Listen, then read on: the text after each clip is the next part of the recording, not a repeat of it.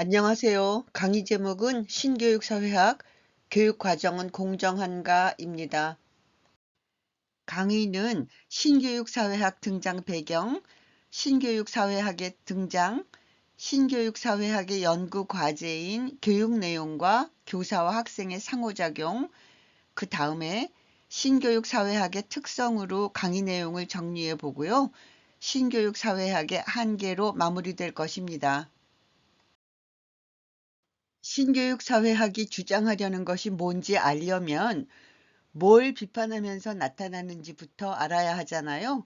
그래서 등장하게 된 사회적, 이론적 배경에 대해서 먼저 알아봅니다. 신교육사회학 등장 배경, 지금 21세기인데요. 조금 더 거슬러 올라가서 20세기에 늦어도 제2차 세계대전 이후에 여러 국가는 평등사회 구현에 관심을 가졌습니다. 교육과 관련해서는 사회평등 구현의 수단으로 학교 교육에 관심을 가졌죠. 1950년대, 60년대 사회학에서는 기능주의가 지배적이었습니다.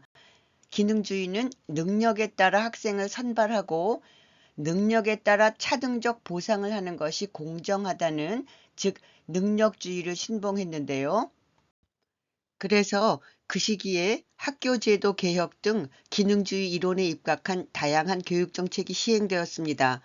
그런데 시간이 지나도요, 기대와 달리 별 효과가 없다는 것이 드러났어요. 사회구조가 별로 평등해지지 않았다는 말이죠. 회의론이 고개를 듭니다. 과연 교육개혁으로 평등한 사회가 되는 거 맞아? 회의가 생기고 비판이 나옵니다. 비판은 크게 두 가지 방향에서 나오는데요. 하나는 미국의 갈등주의 이론이고 다른 하나는 영국의 신교육사회학이에요. 갈등주의는 불평등한 사회구조가 학교를 통해서 다음 세대에 재생산된다는 입장이고요. 신교육사회학은 불평등의 원인이 사회구조가 아닌 학교 내부에 있다고 봅니다. 갈등주의와 신교육사회학은 말이죠. 1960년대 말에서 1970년대 접어들 즈음 비슷한 시기에 등장했습니다. 여기 조금만 더 주의를 기울여 주세요. 갈등주의가 불평등의 원인을 사회 구조에서 찾는다는 것은 문제에 거시적으로 접근했다는 뜻이고요. 신교육사회학이 불평등의 원인이 학교 내부에 있다고 본다는 것은 미시적으로 학교 내부 현상을 연구한다는 뜻이에요. 거시적, 미시적. 이 강의가 신교육사회학에 관한 것이니까요. 이제 신교육사회학으로 들어가겠습니다. 신교육사회학이 어떻게 생겨났는가? New Sociology of Education, 신교육사회학의 등장. 1970년에 영국 사회학회가 개최되었는데요. 여러 분야별 또는 주제별로 소모임들이 있었겠죠. 교육사회학 분과 모임에서 참가자들이 대안적 관점이라는 주제로 보고서를 제출하고 토론했고요. 이를 편집한 것이 이듬해인 1971년 교육과 통제라는 책으로 출판되었습니다. 이것이 그 책의 표지인데요. 글씨가 흐려서 잘 안 보이네요. 책 제목은 Knowledge and Control, 교육과 통제죠. 부제는 교육사회학의 새로운 방향이고 이 화살표는 가고자 하는 방향이 있다는 뜻이겠는데요. 그 방향은 평등의 문제를 학교 외부에 있는 사회구조, 제도가 아니라 학교 내부에서 찾자. 이제 새롭게 미시적으로 연구해야 한다는 뜻입니다. 이 책의 편저자는 마이클 영이에요. 이 책의 출판과 더불어서요. 신교육사회학이라고 불리는 분야가 본격적으로 등장하게 되었습니다. 마이클 영은 이후로도 신교육사회학 발전에 커다란 공헌을 하게 되죠. 신교육사회학 New Sociology of Education이라는 용어는 그 다음 해인 1972년 고버트가 신교육사회학이란 논문에서 처음 사용했다고 합니다. 참고로 교육사회학이 20세기 초에 생겨날 때 이름은 Educational Sociology였고요. 이론적 과학적 토대를 갖추면서 Sociology of Education으로 이름이 바뀌었고 바로 이 Sociology of Education이 이 학문의 영어 명칭이에요. 지금까지도요. 그러다가 이제 뉴자가 붙어서 우리가 신교육사회학이라고 부르는 방향이 또는 분야가 생겨나게 된 것입니다. 신교육사회학은 지식에 대해서 어떤 입장인가? 신교육사회학의 지식관에 대해서 알아보겠습니다. 신교육사회학은 지식사회학의 영향을 받았는데요. 그러면 지식사회학이 뭔지 먼저 알아야죠. 지식사회학은 사회학의 한 분과인데요. 창시자는 만하임이에요. 대표 저서는 이데올로기와 유토피아가 있고요. 지식사회학은 지식을 어떻게 보고 있냐 하면 지식은 역사적, 사회적 상황과의 구체적 연관성 속에서 형성된다 이렇게 보고 있습니다. 여기서 지식은 인간이 하는 대부분의 사유, 가치관, 이념, 이데올로기 등등을 모두 포괄하는 개념이에요. 다시 말하면 지식의 상대성이 지식사회학의 지식관이고 지식은 사회의 구성물이라는 것이고요. 만하임의 표현으로는 지식의 사회적 제약성 또는 구속성이라고 합니다. 지식은 역사적, 사회적 상황과의 구체적 연관성 속에서 형성된다, 만들어진다. 지식의 상대성, 지식은 사회적 구성물, 지식의 사회적 제약성 또는 구속성. 다시 합니다. 지식의 상대성, 지식이 상대적이라는 걸 좀 복잡하게 말하면 인간의 모든 의식, 사고, 지식은 사회적, 역사적 조건에 의해서 구성되고 결정된다. 여기에요. 역사적 조건뿐만이 아니라 정치적, 경제적 조건 등등을 넣어도 되죠.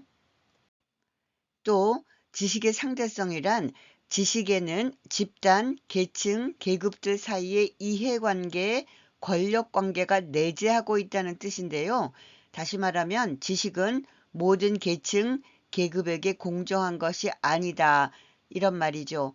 그리고요. 여기 집단, 계층, 계급들 여기에다가 성, 인종 같은 것들을 넣을 수 있습니다.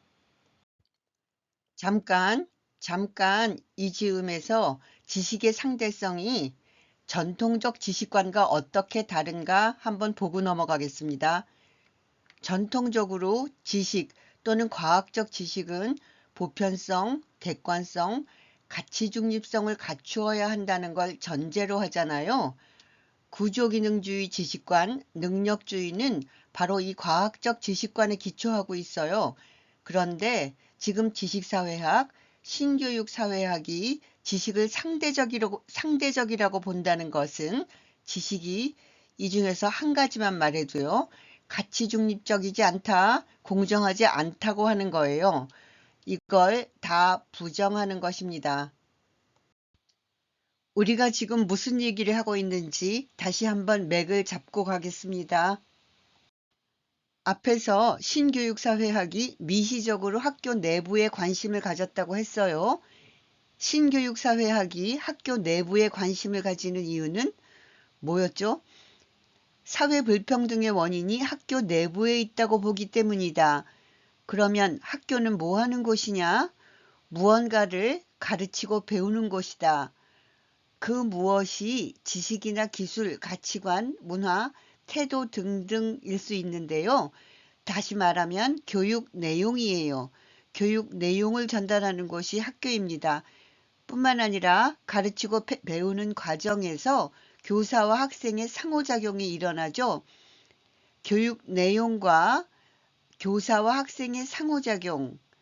크게 이 두 가지가 신교육사회학의 연구과제, 연구 영역입니다. 신교육사회학의 연구과제 또는 관심 영역은 하나는 교육 내용이고 다른 하나는 교사와 학생의 상호작용. 먼저 교육 내용을 들여다봅니다. 미시적으로요. 용어부터 하나 소개할게요. 여러분이 익히 알고 있는 거예요. 교육과정, 커리큘럼. 아는 거지만 정의를 보면 교육과정, 학교 교육에 있어서 학생들에게 어떤 교육 목표를 어떠한 교육 내용과 방법, 평가를 통하여 성취시킬 것인가를 정해놓은 공통적 일반적 기준, 교육부 정의입니다. 여기 보면 교육 목표, 내용, 방법, 평가 다 들어있습니다. 교육 과정에는 교육 목표, 내용, 방법, 평가 이런 것들이 다 들어있지만 한마디로 하면 교육 과정이란 교육 내용을 다루는 학문이에요. 그러니까 신교육사회학은 교육 내용, 교육 과정을 다룬다. 교육과정 사회학이라는 용어도 있는데요. 이건 뭐 설명하지 않아도 교육과정 사회학은 교육과정을 다루겠죠. 신교육사회학과 교육과정사회학은 교육 내용, 교육 과정을 연구 대상으로 삼는다는 공통점이 있는데요. 그래서 이 둘은 거의 동의어로 사용되기도 해요. 그렇지만 좀 더 자세히 구분하는 학자들은 영국에서 생겨난 것은 신교육사회학, 미국에서 생겨나서 발전한 것은 교육과정사회학이라고 구분하기도 합니다. 각각 다르게 다른 곳에서 생겨나고 발전한 것이지만 말이죠. 발달 과정에서 두 가지가 서로 영향을 미치기도 하고 또 공동 연구도 하면서 발전했기 때문에 구분이 어렵기도 합니다. 신교육사회학이 지식은 상대적이라고 했고 교육 내용, 교육 과정에 불평등이 내재해 있다고 했고 또 교육 과정이 정해진 목표가 있고 목표 달성을 위한 내용, 방법, 평가 방법 등을 정해놓은 것이라면 신교육사회학자들이 연구하려는 것은 불평등이 어떻게 교육과정에 들어가게 되었는지 하는 것입니다.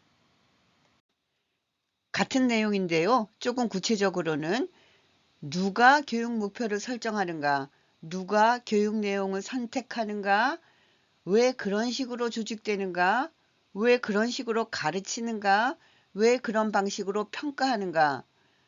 이것이 다 상대적이고 여기 구석구석에 불평등이 내재한다면 누가 이런 걸 다 정할까요? 힘이 있는 집단, 지배계층이 하겠죠. 그러면 상류, 중류, 하류 계층이 있다고 볼 때 교육 내용, 교육 과정은 적어도 중상류 계층 자녀들에게 유리하고 하류 계층 자녀들에게 불리하게 만들어지겠죠. 불평등을 만드는 것이요. 꼭 계층뿐만이 아니고 젠더, 인종, 지역, 종교 등 매우 다양하다는 얘기는 앞에서 했죠. 과목들 간의 위계관계도 있습니다. 메이저 과목, 마이너 과목 이런 건 명칭부터 듣기에 불편하죠. 짧게 말하면 지식의 선정과 분배가 보편적이지도 않고 공정하지도 않다는 것입니다. 교육 내용이 논쟁거리가 되는 예를 들어보면 특히 미국에서 진화론과 창조론을 둘러싸고 가르쳐 마라, 가르친다면 그 비중은 어때야 하지? 이런 걸로 시기마다 주마다 논쟁을 하고요. 우리나라에서는 역사교과서 개정을 갖고 뭐 거의 주기적으로 논쟁을 하는 것 같고요. 꽤 오래전 일인데요. 특정 시사 문제를 갖고 가르치면 안 된다, 가르쳐야 한다 이걸로 논쟁을 시작하더니 가르치되 교사가 내용을 제시하는 걸로 끝내라. 아니다. 이 주제는 설명을 하는 것만으로는 안 되고 고등학생들이니 토론을 하도록 해야 돼. 이렇게 내용에서 교수 방법으로 옮겨가면서 논쟁이 길어진 적이 있어요. 제가 교육 문제라서 관심 있게 봐서 그런지는 몰라도 진짜 지루하게도 결론이 안 나는구나 이런 생각을 했었던 기억이 납니다. 하나만 더 합니다. 조선 초에 강제 시비라고 하는 논쟁이 있었는데요. 훈구파와 사림파가 과거 문과 시험의 어느 단계에서 시험 방법을 문장을 짓는 제술로 할 것인가 구두 시험인 강경으로 할 것인가를 가지고 줄다리기를 했던 일도 있습니다. 예를 들자면 아주 많죠. 그래도 이 정도로 끝내야겠죠. 교육과정에 내재한 불평등은 알아봤고요. 지금부터는 교사와 학생의 상호작용에서 일어나는 불평등을 알아보겠습니다. 연구자들이 수업에 직접 참여해서, 즉 현장에서 참여 관찰 연구를 해보니 교사와 학생의 상호작용에서도 보이지 않는 사회적 역학관계가 숨어 있다는 것을 알 수 있었습니다. 세력관계, 불평등이 숨어 있다는 거예요.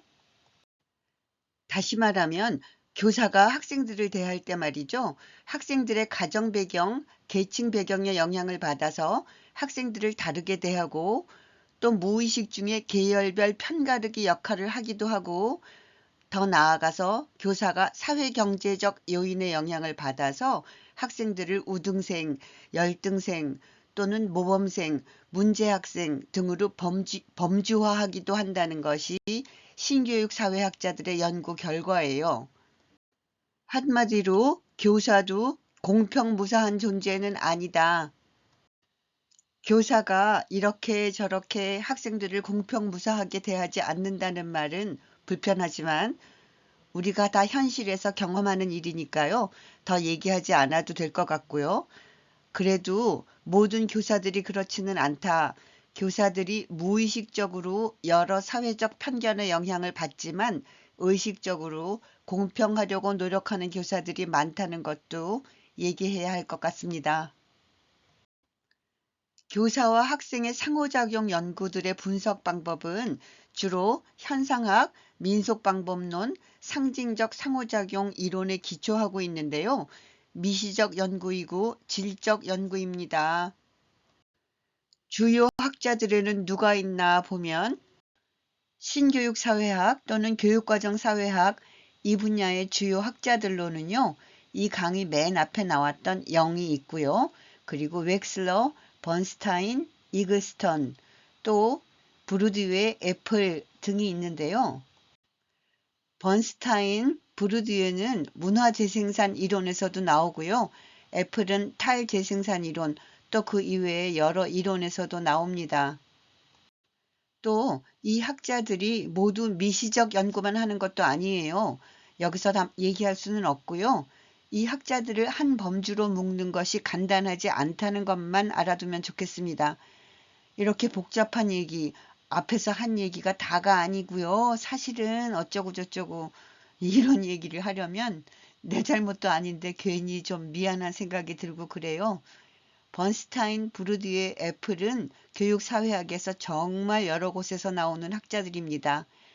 여담이지만 번스타인은 영의 석사 논문 지도교수였다고 하네요.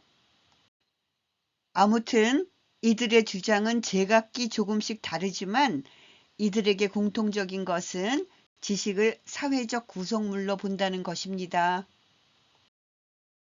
이제 신교육 사회학의 특성에 대해서 정리해보고 이어서 한계에 대해서 간단히 살펴보고 강의 마치려고 합니다. 정리, 신교육 사회학의 특성. 첫째, 불평등을 보는 관점을 학교 외부에서 학교 내부로 돌렸다. 거시적에서 미시적으로 전환했다. 둘째, 지식의 상대주의적 관점.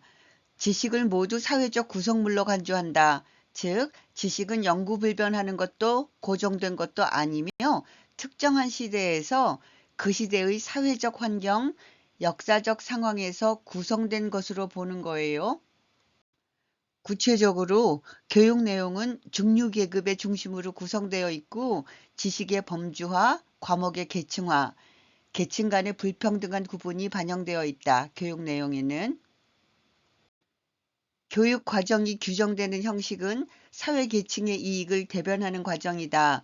무슨 말이냐 하면 교육 내용의 선정부터 평가까지 권력 관계가 내재해 있다는 말이죠. 그래서 신교육 사회학이 주장하고 싶은 게 뭐냐 하면 불평등을 해소하기 위해서는 교육 과정이 누구에 의해서 왜 그렇게 교육 내용이 결정되었는지, 그 과정 및 결과는 타당한지 이러한 것들을 정밀하게 분석하고 검토해서 새로운 대안을 제시하려는 것입니다. 신교육 사회학의 한계. 신교육 사회학은 학교 지식을 사회의 구성물로 보는데 이에 대한 비판은 지식의 사회적 성격을 지적한 것까지는 좋았다. 그런 측면이 분명히 있다. 그러나 그렇다고 해서 누구나 자의적으로 지식을 만들어낼 수 있다는 주장은 과장된 면이 있다. 이런 비판이 있고요. 교육과정은 나름대로 엄격한 학문적 검토 과정을 거쳐서 만들어진다는 거예요. 일부 지식은 특정 집단에 봉사하는 측면이 있지만 모든 지식이 그런 것은 아니다. 지식의 상대성을 지나치게 강조하다 보면 극단적 상대주의적 지식관으로 흐를 위험성도 있다는 비판입니다. 신교육사회학의 연구들이 교사가 학생과의 상호작용에서 사회경제적 요인의 영향을 받고 학생들을 우등생, 열등생, 모범생, 문제학생 등으로 범주화한다는 결과를 내놓았다고 앞에서 얘기했잖아요. 이에 대한 비판은 상당한 정도로 그것이 사실이라고 해도 전부가 그런 것은 아니다.